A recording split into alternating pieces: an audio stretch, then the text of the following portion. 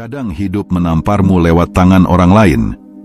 Bukan karena kamu lemah, tapi karena semesta ingin tahu seberapa keras kamu bisa berdiri setelah ditikam. Sakit hati bukan hal yang aneh. Tapi kalau kamu membiarkan luka itu menjamur jadi dendam tanpa arah, kamu cuma buang energi. Kamu akan kalah dua kali. Pertama saat dilukai, kedua saat jadi bodoh karena terlalu sibuk menuntut balas. Tapi begini, kadang orang yang menyakitimu tak pantas mendapatkan balasan langsung. Mereka pantas digempur dari dalam, dengan cara yang membuat mereka bertanya-tanya, kenapa dia tidak hancur? Kenapa justru aku yang mulai pecah? Dan itu hanya bisa terjadi kalau kamu memainkan permainan yang lebih dalam, lebih diam, tapi jauh lebih mematikan. Ini bukan tentang jadi jahat. Ini tentang jadi sangat sadar, sangat kuat, sangat tidak terpengaruh, sampai kehadiranmu sendiri jadi ancaman. Maka inilah 7 cara brutal, tapi cerdas untuk membuat orang yang pernah menyakitimu kena mental. Bukan dengan menghancurkan mereka secara fisik, tapi dengan menciptakan versi dirimu yang terlalu tinggi untuk dijangkau oleh siapapun yang berniat merendahkanmu. Dan percayalah, orang yang pernah menyakitimu akan mulai menggigit lidah mereka sendiri. Pertama, bungkam dirimu, biarkan mereka berteriak sendiri. Ketika seseorang menyakitimu, insting pertamamu biasanya ingin menjelaskan diri, ingin membela harga diri, ingin berteriak bahwa kamu tak pantas diperlakukan begitu. Tapi sialnya, semakin kamu bicara, semakin kamu memberi mereka panggung, dan orang-orang brengsek suka sorotan.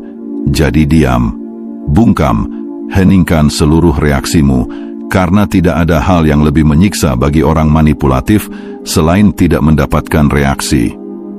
Saat kamu diam, mereka mulai membangun asumsi sendiri. Mereka mulai berbicara dengan diri mereka sendiri, menciptakan skenario demi skenario di kepala yang tak akan pernah kamu klarifikasi.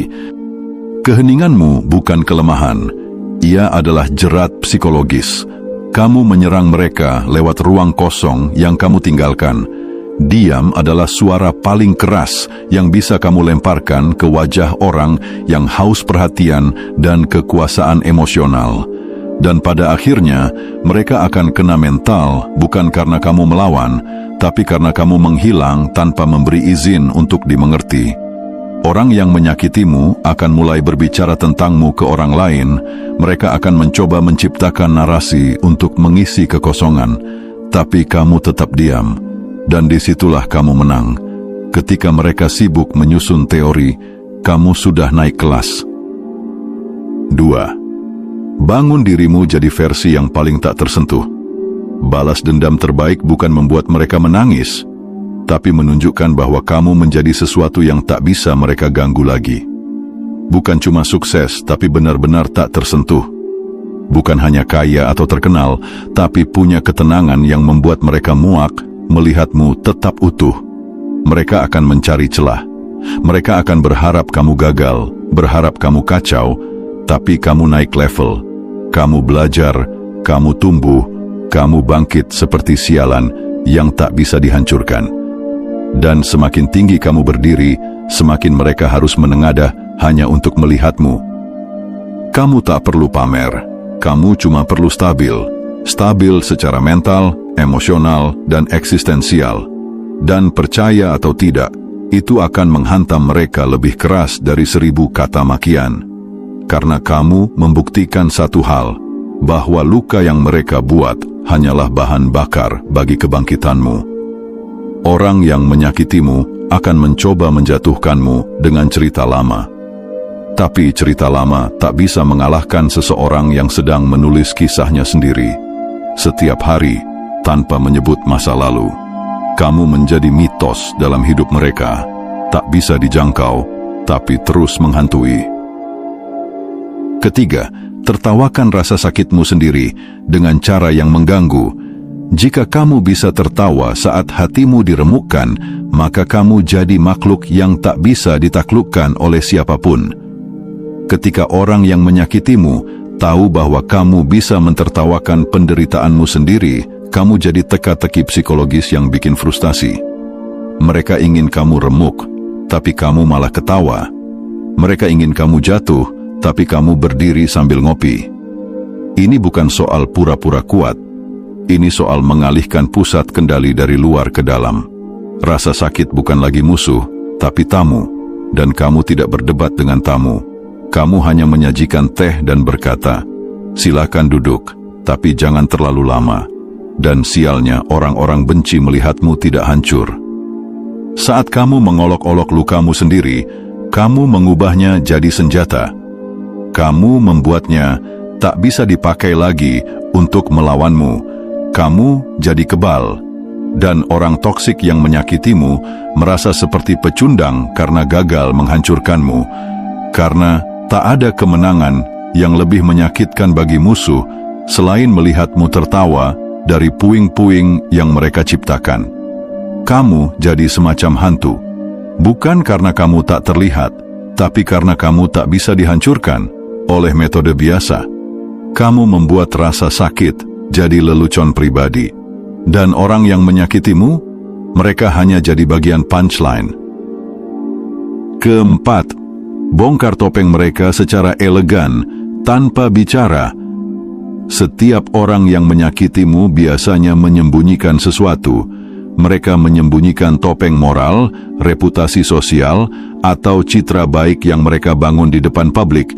Dan jika kamu tahu sisi gelap mereka, itu keuntunganmu. Tapi jangan terburu-buru meledakannya. Cara terbaik menghancurkan topeng adalah dengan tidak menyentuhnya sama sekali. Biarkan mereka memakainya terlalu lama. Karena semua topeng akan gatal jika dikenakan terus-menerus. Lambat laun, mereka akan goyah. Dan publik akan mulai mencium bau busuk dari balik senyum mereka. Tugasmu hanya satu, jaga integritasmu sendiri. Jangan bereaksi, jangan menyebar gosip, jangan buka aib. Saat kamu tetap elegan, kamu menciptakan kontras. Dan kontras itulah yang menyiksa mereka. Orang akan mulai membandingkan. Mereka akan melihat siapa yang stabil dan siapa yang kepanasan. Dan ketika mereka mulai membuka diri sendiri karena tekanan batin, kamu hanya perlu satu hal, menjadi saksi diam yang menyimpan rahasia dengan dingin. Pada akhirnya, yang menghancurkan mereka bukan mulutmu, tapi beban dari topeng mereka sendiri, dan itu jauh lebih kejam, karena kamu tidak pernah menyentuh mereka, tapi mereka tetap jatuh. 5. Jangan pernah membalas, tapi pastikan mereka tahu kamu tahu.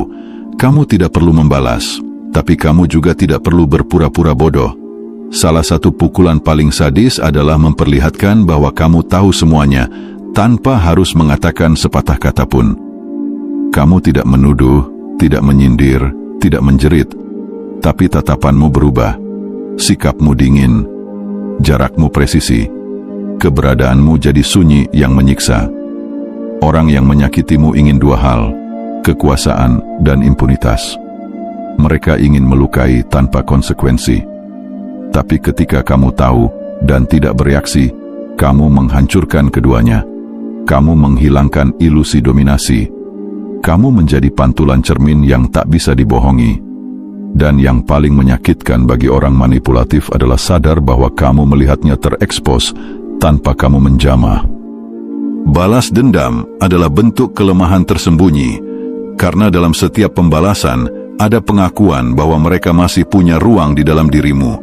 Tapi ketika kamu tidak membalas, hanya mengamati dan terus hidup lebih baik, kamu mencabut hak mereka untuk eksis dalam sistem emosimu. Dan itu memukul mental lebih keras daripada semua bentuk perlawanan. Kamu jadi teka-teki. Mereka tahu kamu tahu, tapi kamu tidak mengungkapkannya. Dan itu akan menggerogoti kepala mereka setiap malam. Mereka akan bertanya, apa yang dia pikirkan? Apa dia akan bicara? Apa dia akan membongkar semuanya? Dan pertanyaan-pertanyaan itu akan menyiksa mereka lebih dalam daripada kebenaran itu sendiri. Keenam, tunjukkan bahwa kamu tak lagi punya titik lemah. Manusia menyakiti manusia lain karena mereka melihat celah. Mereka mencium luka, mengenali titik rapuh, dan menyerang dari sana. Jadi kalau kamu ingin benar-benar menghantam balik, tutup semua celah itu. Jadilah seseorang yang tidak punya tombol yang bisa ditekan. Seseorang yang dingin, bukan karena mati rasa, tapi karena sudah selesai dengan rasa sakit. Ketika kamu terlihat tak punya titik lemah, kamu menumbuhkan ketakutan. Bukan dalam bentuk ancaman langsung, tapi dalam bentuk misteri. Apa yang akan dia lakukan? Apa dia benar-benar tak peduli? Kenapa aku tidak bisa memprovokasinya lagi? Pertanyaan-pertanyaan itu menjadi virus dalam kepala orang yang pernah menyakitimu. Mereka tak bisa menebak kamu lagi, dan manusia takut pada apa yang tidak bisa diprediksi. Untuk jadi tak punya titik lemah, kamu harus menelan seluruh masa lalumu mentah-mentah, mencernanya dan memuntahkannya sebagai kekuatan. Kamu tidak menyembunyikan luka, kamu membiarkannya jadi bekas perang yang mengintimidasi. Kamu tidak takut disakiti lagi karena kamu sudah pernah dilukai dan tetap utuh. Mereka akan menyadari kamu bukan korban, kamu bukan pecundang yang meratap. Kamu bukan boneka yang bisa diacak-acak lagi. Kamu adalah batu keras yang pernah pecah, tapi sekarang kembali jadi bulat. Dan batu bulat tak bisa dipegang. Ia hanya bisa terpelesetkan kembali pada wajah si penendang. 7. Habisi imajinasi mereka tentang dirimu. Satu-satunya hal yang bisa membuat orang yang menyakitimu tetap hidup dalam pikiranmu adalah kenangan. Tapi permainan ini bisa dibalik. Kamu bisa membuat kenangan itu menyiksa balik mereka. Caranya? Hancurkan seluruh imajinasi yang mereka simpan tentang siapa kamu dulunya. Tunjukkan bahwa versi kamu yang sekarang bukan hanya berubah, tapi sudah tidak mengenal mereka lagi. Orang yang menyakitimu diam-diam menyimpan gambaran tentang dirimu. Lemah, rapuh, mudah dikendalikan, penuh luka. Mereka simpan itu dalam kepala mereka sebagai bukti bahwa mereka lebih tinggi. Tapi kalau kamu berkembang jadi seseorang yang benar-benar berbeda, yang elegan, tajam, kuat, dan anggun dengan cara yang mengintimidasi, kamu menghancurkan narasi yang mereka buat di kepala mereka sendiri. Setiap kali mereka mengingatmu, mereka tak akan bisa menghubungkanmu lagi dengan sosok yang dahulu mereka lukai, dan itu akan menghantui mereka.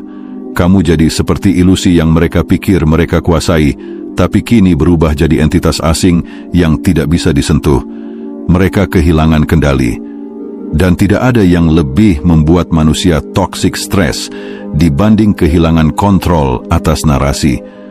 Kamu tidak hanya membuat mereka kehilangan kamu membuat mereka kehilangan versi tentang kamu yang pernah mereka gunakan untuk merasa superior. Dan sekarang setiap kali mereka melihatmu, mereka hanya melihat bayangan dari seseorang yang tak bisa mereka paham lagi. Itu bukan luka, itu pemusnahan psikologis.